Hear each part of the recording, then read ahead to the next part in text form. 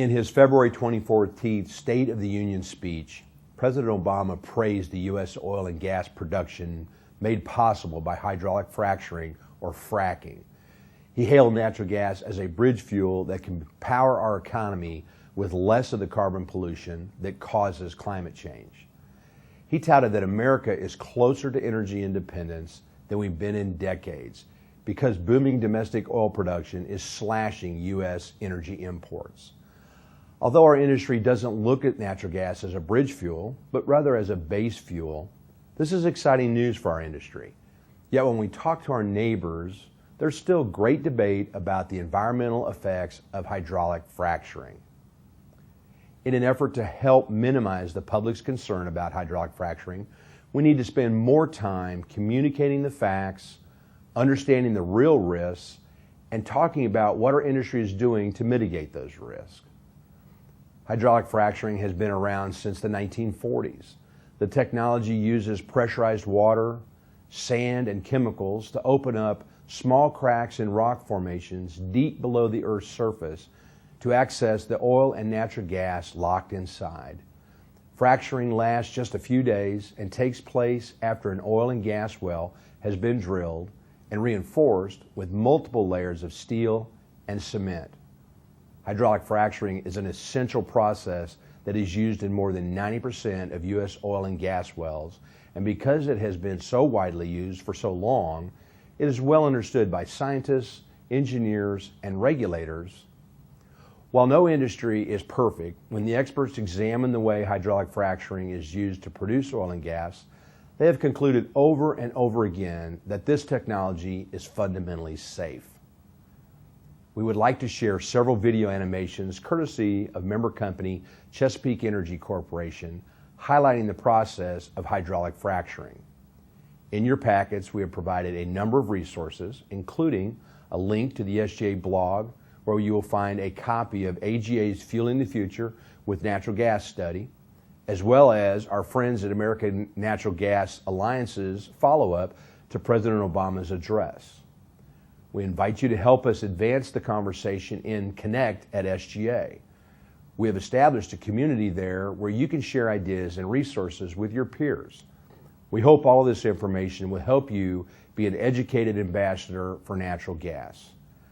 I encourage each of you to spend time discussing with your peers how you can continue to promote natural gas as abundant, clean, affordable, American, and safe.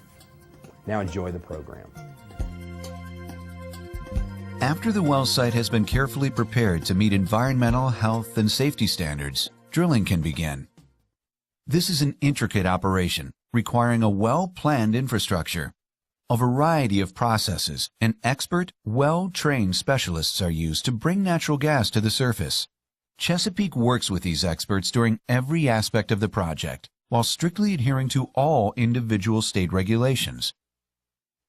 During the drilling process, the rig is in constant operation 24 hours a day, 7 days a week, for approximately 21 to 28 days. As an added precaution in some areas, a protective mat covers 2/3 of the pad site. Utilizing heavy-duty industrial-strength drill bits, a typical well is drilled in several stages, starting with a large diameter drill bit and then successively smaller drill bits as the drilling is advanced. After drilling each portion of the well, nested steel protective casing is cemented into place.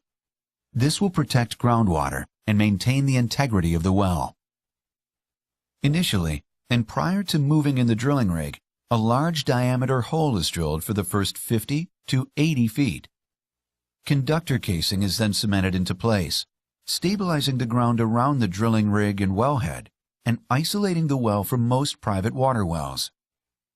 In the Marcellus area, the freshwater zone extends to approximately 800 feet below ground. The freshwater zone consists of porous sandstone and rock stratas containing water within the pore space of the rock. Chesapeake utilizes air drilling until the hole is advanced to an average of 100 to 200 feet below the base of the freshwater zone. This provides added protection to the freshwater zone. A series of compressors and boosters generate the air that is used to lift the rock cuttings and fresh water into steel bins. The rock cuttings are then disposed of within state guidelines and permits. The drilling equipment is retracted to the surface and stored for the second stage of drilling. To protect the integrity of the hole and to protect the surrounding deep freshwater zone, a second layer of steel casing, called surface casing, is installed and cemented inside the newly drilled hole and conductor casing. Cement is pumped down through the surface casing and up along the sides of the well to provide a proper seal. This completely isolates the well from the deepest of private or municipal water wells. A blowout preventer is installed after the surface casing has been cemented. The blowout preventer is a series of high-pressure safety valves and seals attached to the top of the casing to control well pressure and prevent surface releases. Next, a small drilling assembly is passed down through the surface casing. At the bottom of the casing, the bit drills through the float equipment and cement, continuing its journey to the natural gas target area as deep as 8,000 feet below the surface. The drilling method employed below the surface casing uses drilling mud, which is a non-hazardous mixture based on bentonite clay or synthetic thickeners. In addition to lifting the rock cuttings out of the hole, drilling mud also helps to stabilize the hole, cool the drill bit, and control downhole pressure. A few hundred feet above the target shale, the drilling assembly comes to a stop. The entire string is retracted to the surface to adjust the drilling assembly and install a special drilling tool. This tool allows Chesapeake to gradually turn the drill bit until a horizontal plane is reached. The remainder of the well is drilled in this horizontal plane while in contact with the gas-producing shale. Drilling continues horizontally through the shale at lengths greater than 4,000 feet from the point where it entered the formation. Once drilling is completed, the equipment is retracted to the surface. Then, a smaller diameter casing, called production casing, is installed throughout the total length of the well. The production casing is cemented and secured in place by pumping cement down through the end of the casing. Depending on regional geologic conditions, the cement is pumped around the outside casing wall to approximately 2,500 feet above the producing shale formation or to the surface. The cement creates a seal to ensure that formation fluids can only be produced via the production casing. After each layer of casing is installed, the well is pressure tested to ensure its integrity for continued drilling. A cross-section of the well below surface reveals several protective layers: cement, conductor casing, cement, surface casing, drilling mud, production casing, and then production tubing, through which the produced gas and water will flow. 7 layers of protection. Horizontal drilling offers many advantages when compared to vertical drilling. Since horizontal wells contact more of the gas-producing shale, fewer wells are needed to optimally develop a gas field. Multiple wells can be drilled from the same pad sites. For example, development of a 1,280-acre tract of land using conventional vertical drilling techniques could require as many as 32 vertical wells, with each having its own pad site.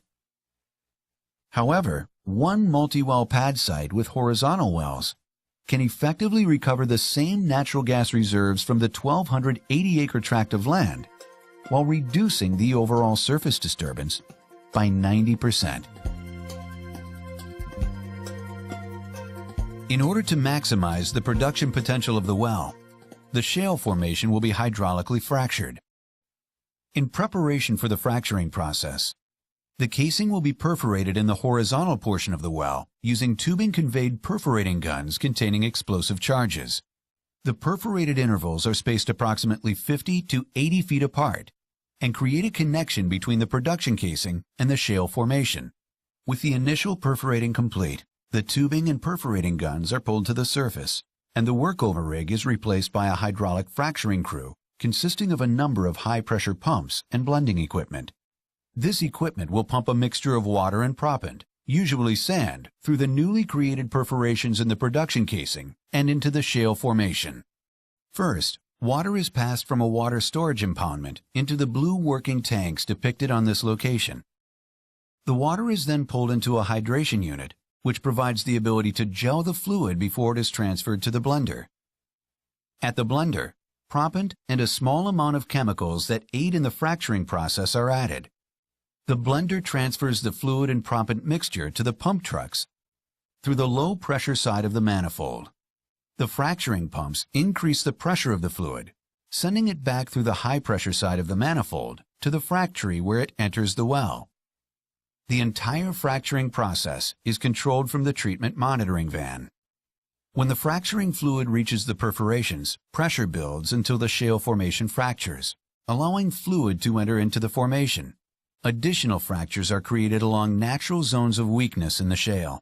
These fractures are contained within the shale formation, well below the ground. After an initial stage of fluid called the pad is pumped to create a fracture area, proppant is added to the fluid and is distributed throughout the newly created fracture network. At the conclusion of the fracturing treatment, the proppant allows the fractures to remain open so that the natural gas can flow into the production casing and to the surface. This completes the first of several stages in the fracturing process. This process is repeated by lowering and pumping down an isolation plug and perforating guns into the wellbore to complete the next stage of fracturing. This time, the tools are conveyed into the well by a wireline unit, which allows the fracturing process to proceed much faster and more efficiently. A lubricator is used to control the pressure of the well while the operation is taking place. On the bottom of the perforating gun, a composite bridge plug is placed to isolate the newly fractured zone.